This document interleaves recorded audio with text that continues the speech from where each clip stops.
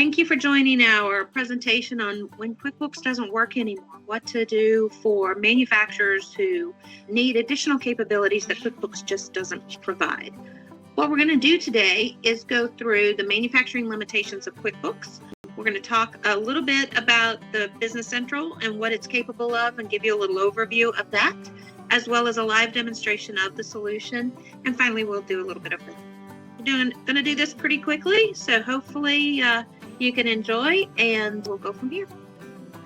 My name is Stephanie Clark. I am the CEO and founder of ERP Consulting.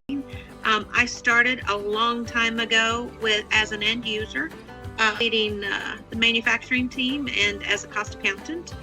Quickly fell in love with Dynamics Nav, which is the predecessor of Business Central, and have built my entire career around implementing that software. My background, again, fully manufacturing focused, and I've worked for a number of partners in the Dynamics channel. And then I've decided to take those skills and bring it to Elliott Clark Consulting. Just a little bit about us. Lots and lots of expertise from the team, well over 20 years experience in doing this. We do focus on manufacturing and supply chain focused companies, and I personally have done over 500 projects with the team, quite a bit more. So as we kind of look at this, our focus is to really bring top-end consulting and business solutions to the small to mid-sized market. So mostly those companies under 50 million, we're there to help them work faster, smarter, and be more innovative so they can stay ahead of the competition. So let's talk a little bit about the limitations of QuickBooks. We all know that there is limited capability around inventory management. It's disconnected. So what we see from a lot of our clients is they may run QuickBooks for their accounting, but they have spreadsheets and other systems that may be to keep track of inventory and some of those kind of things. And that just makes it really hard to have centralized single source of truth. Unless you're using QuickBooks Enterprise, there's a complete lack of manufacturing capabilities. And even with QuickBooks Enterprise, it is kind of basic manufacturing. And so what we find is a lot of our clients need more than that. There's financial reporting challenges. QuickBooks, you can change information that's already been committed to record, or what we call posted. So that creates audit challenges. And so when you're talking about financial reporting, you need good, stable, controllable, auditable data, and QuickBooks struggles with that. There's other challenges, of course, but these are kind of the four big ones that we're going to focus on today. So let me introduce you to Microsoft Dynamics 365 Business Central. That is Microsoft's all-in-one ERP solution. So you're going to connect finance, sales, service, production, warehouse, inventory, the whole ball of wax within one solution, and be able to, again, as I mentioned, as a single source of truth. Super proud that in 2024, Forbes did name it the best ERP system for the small to mid-sized market. This is just a slide I'll include here for you, but these are all the capabilities included in Business Central. You get everything on this screen with a premium license, which is super affordable. You can also get an essentials license that removes service management and the manufacturing modules. If you're not sure which one that you need, we can have a quick conversation and help guide you there, just to kind of get a good feel for what's available. One of the keys about Business Central is that its ability to work with the rest of Microsoft. So it is a Microsoft. It will be seamless with Microsoft Office, things like Outlook, Excel, Teams, Word, all of those kind of things. On top of that, you can connect all the dots with Microsoft Copilot. Copilot is fully integrated inside of Business Central. We'll see a little bit of that as we go forward. Just a quick screen here to show you what it's like to take the business on the go. As you have an internet connection, you can literally work from anywhere. I'm going to be showing you Business Central on a laptop, but there is also, as you can see here, the ability to see it in a tablet, the ability to see it on your phone. So depends on exactly what you're trying to do, whether that's effective work or not, but it is capable from any device. I had a little problem with this on my last presentation and I didn't check it. This is supposed to have some fireworks and the 40,000 saying mentioned right here. There are over 40,000 Business Central customers using Business Central, companies using Business Central. On top of that, you have AppSource, which has 5,000 add-on solutions to further extend and be able to help meet all of your needs. There's a very active user community that has an annual conference that's a great educational capabilities. There's monthly meetings, there's local meetings, all kinds of things for you to be involved and get extra help and get questions answered. Microsoft does provide pretty consistent updates. So one of the benefits of a cloud solution is that you're not waiting around for the next release or having to go through an upgrade process. There's no such thing as annual maintenance fees, none of that. Instead, there's a release schedule. Microsoft publishes exactly what's coming in the next release. There are 2 major releases each year, one in April and one in October. Throughout the year, there's monthly releases, and you get to manage those updates on your schedule. You can actually pull those into a sandbox, test them out before you put them into your live production tenant. So you make sure that it all works for you and everything is good. A bit about reporting in Business Central, because that is always one of the big needs, right? Is all around making sure that I can get the information that I need when I need it. There are over 700 out-of-the-box reports. There's a financial report writer that is no code. You don't need a IT person or a developer to do anything with that. It is actually built for accountants to be able to build good financial statements.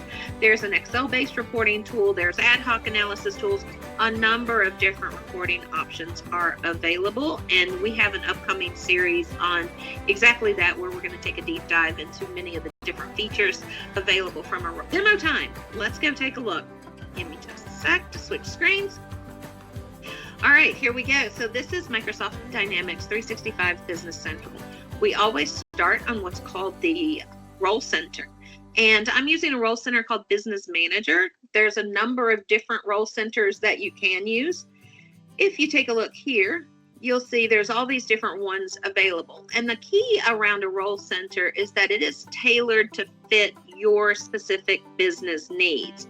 So as I kind of think about what's important to me when I come in first thing in the morning, I want to make sure I see exactly on screen what I need to address in that day. And so there's a number of tools to be able to do this. We have these KPIs up here that, again, can be tailored depending on the role center that you need. You see these little bars, this green bar underneath. That can be tailored to be a status bar, show red, yellow, green.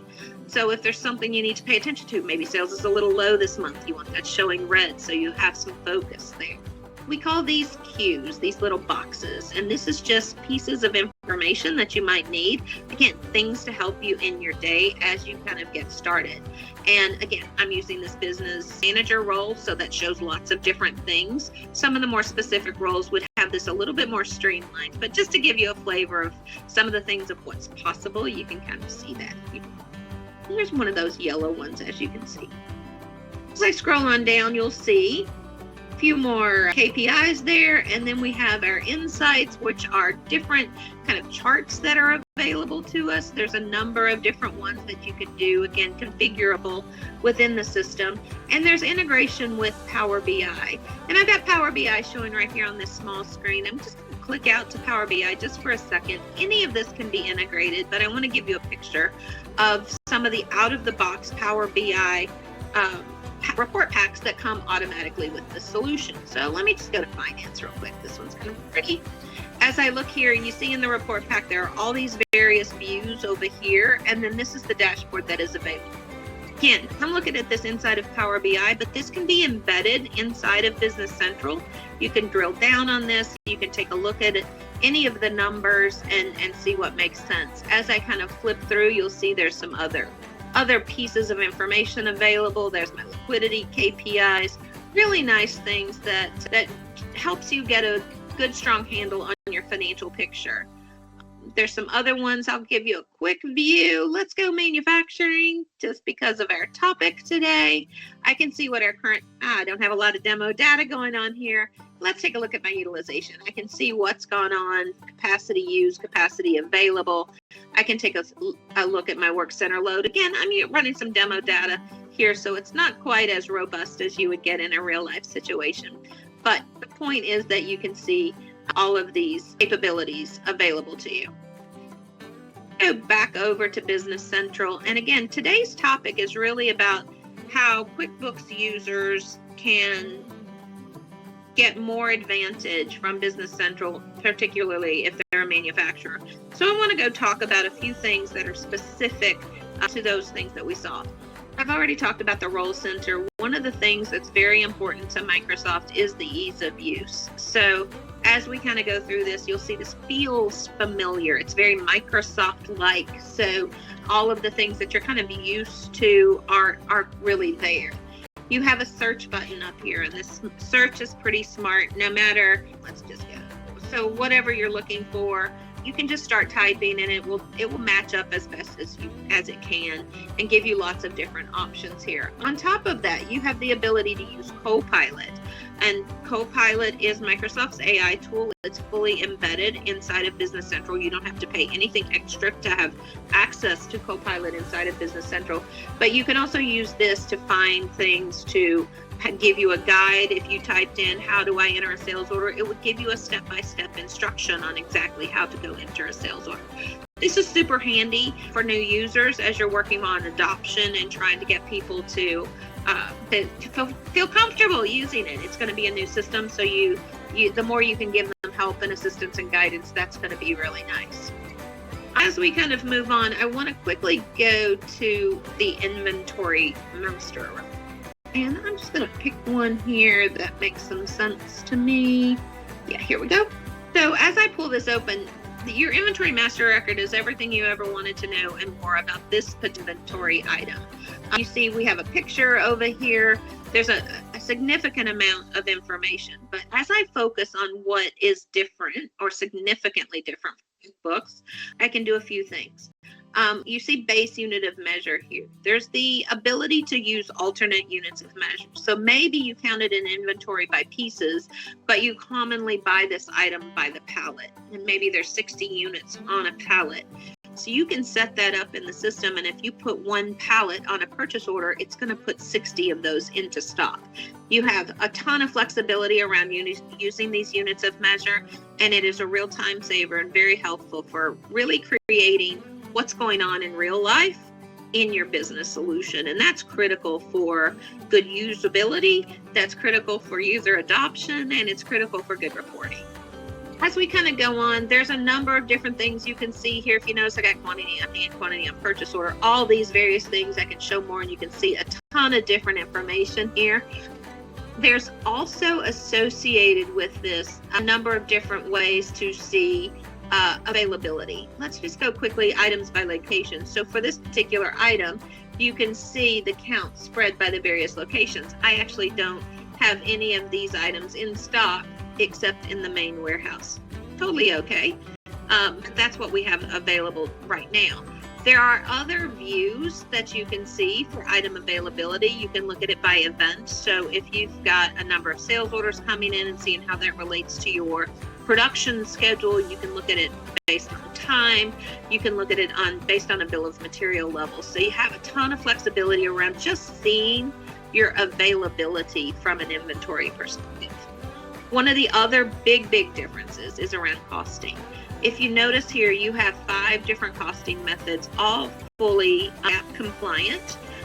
In QuickBooks, I think you can only do average costing. You can do average costing here. That's usually not our recommended approach. We see folks mostly doing FIFO or standard costing. Again, as we kind of talk about your implementation, we can determine what makes the most sense for you. But the ability to do this is pretty significant.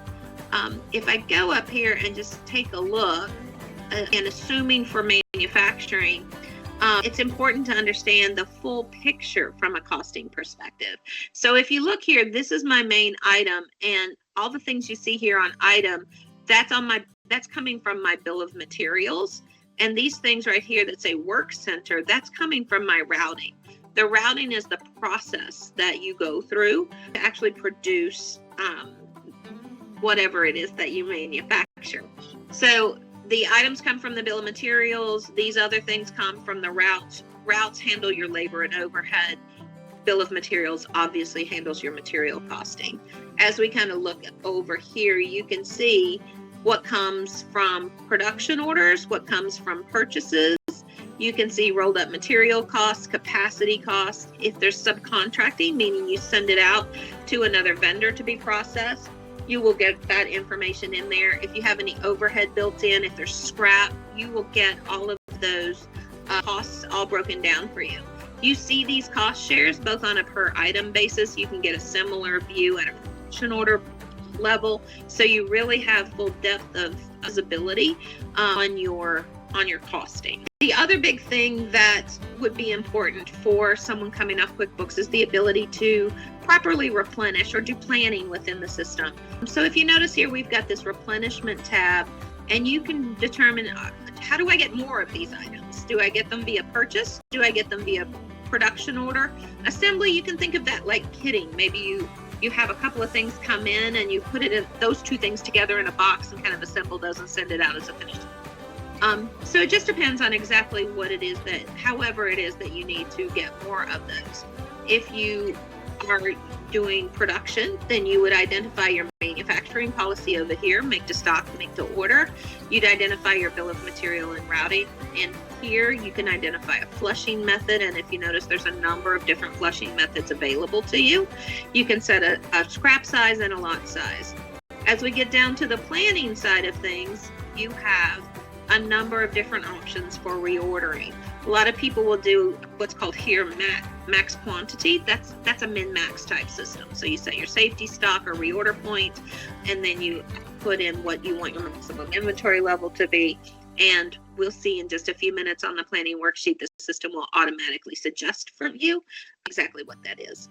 There's full item tracking available in the system. That's the Business Central way of describing lot traceability or serial number traceability. The system does offer that fully, and it is extensive. You can do it forwards, backwards, and see all steps in between. A little bit further, before I jump into some of the manufacturing capabilities and look at locations. So I mentioned there is a full warehouse management capability within the system. You can have a number of different locations. Locations, think of these as inventory warehouses or place anything where your inventory may be stored, and you need to track that as a separate cohesive unit. Inside of each location, you can have zones, you can have bins, and really have a good strong breakdown to know exactly where everything you own is. This will help your employees to properly know where to go pick things, so it's going to save time. You can use full barcode scanning along with the system to be able to really make this effective and flowing along as you go. The thing that really is helpful, there's a number, we call them levels, if you will, but there's a manner of complexity level that is possible within the system. And depending on where you are and what level of complexity of operation you need in your warehouse, we can set this up to handle different kinds of processes. So there's a significant amount of flexibility there. Level 1 would be super basic. Maybe we're only doing it by location only, and we're not really letting the warehouse staff enter into the business solution. Levels 2, 3, and 4, it's a mix. The warehouse actually does the work in the business system. And so depending on how we click these levers and do some of these setups, will facilitate those different levels. We have another session coming up in the next month or so on the different levels and what that gives you from a systematic perspective. So that's really important. You can't get that within QuickBooks either. So let's talk a little bit more about the manufacturing side of things. I'm just going back home here. We've already talked a little bit about bill of materials. I talked a little bit about routes. So what I want to show you now is the planning worksheet. The planning worksheet is where MPS and MRP would be run. And I already ran this in advance just to give you an idea, a flavor of what this would look like. When you run MRP, it's going to give you warnings out here. It's going to say for this item and give you an action message. As I scroll across here, you're going to see it's giving me the item. It's giving me a starting date and time so I can produce a production schedule from this for all of my production orders. But if you notice, there's items in here that need purchase as well. So when I carry out my action message, It's actually going to create those purchase orders for me, and I can automate that to go ahead and send them to the vendor, or I can choose to review them and then send them myself. I can also go ahead and create production orders either in a planned state or in a released production order state, depending on the business process, and get those put onto the schedule. What I really like about this as a former planner is you see the quantity in here. All of this is a worksheet. Anytime you see the words worksheet in Business Central, you can think of that as a suggestion. And then it wants some human input. So the system has given us what it thinks, but I can override that. Maybe I know a big order is coming in, and I just can override that and say, no, I want to make this production order 30. Let's go ahead and make one. It really gives you the flexibility to meet the needs that you have in your plant right now. So that's an exciting thing. Let me switch on over to a released production order just to give you a visibility of that. Again, all of this manufacturing capability really doesn't exist in QuickBooks unless you are in the more expensive QuickBooks Enterprise, and even still, it's not as extensive as this. As I kind of take a look at my production order, there's a number of things that can happen here. I can actually do my production journal from here. Production journal is where I'm going to enter my, let me go to a better one, sorry about that. I can actually enter my consumption information, the consumption of the raw materials, as well as the output, there we go, that's a little better, of the finished goods. And I can identify, if you notice here, I can identify if there's been any scrap along the way. I can identify times if that's what I want to do. If you want to do some shop floor scanning where you scan in, scan out as that you start and end different operations, all of that is possible as well for this information to be captured. There are additional ways to do this where you don't post consumption and output all at one time, but maybe if you have a longer production cycle, you post consumption on Tuesday, and then by Friday your output is ready to be posted, and everything in between is held in with. The system handles all of that, and we can give you a more in-depth demo of the manufacturing capabilities. If you just reach out to us, we'll be happy to set that up for you. So again, all of this is can get pretty in-depth. You can make this as easy and low impact as you need, or it can get very complex and go super deep from a needs perspective. Really quick, let's just go talk a little bit about the financial side of things. Let's go to where we want to go, which is my chart of accounts. So when you look at the chart of accounts inside of Business Central, this is your natural chart of accounts. So this is your natural account number. Instead of doing segments or classes like QuickBooks does, we have something called dimensions. We actually have some presentations coming up on the power of dimensions, and would love to have you join us for that as well.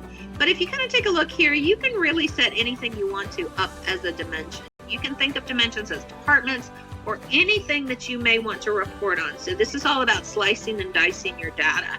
So if you want to identify revenue and see how your revenue is spread against your different customer types, or revenue against different product groups, any of those kind of things, that's all dimensions. And if I just go in here and kind of show you what this looks like, you can actually do some structure inside the dimension values. So my dimension is area, and these are all my dimension values. And so these get assigned to transactions, so ultimately you can report on them.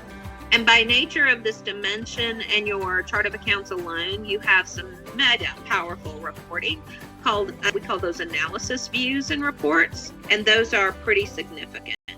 I mentioned there is a financial statement report writer in here. Just going to show you that real quick. Type too much, that's when I get into trouble. So as I kind of look in here, you can see there's a number of different financial statements already built.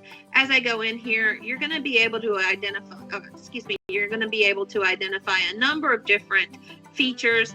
This can look a little complicated at first when you start taking a look at how to identify the rows and then you identify the columns, but it is super simple. Once you've built your first report, you're like, oh goodness, this is so easy. When you run it, you can then set it by day, week, month, quarter, year, Or if you have a special accounting period, like a 445, that is possible as well.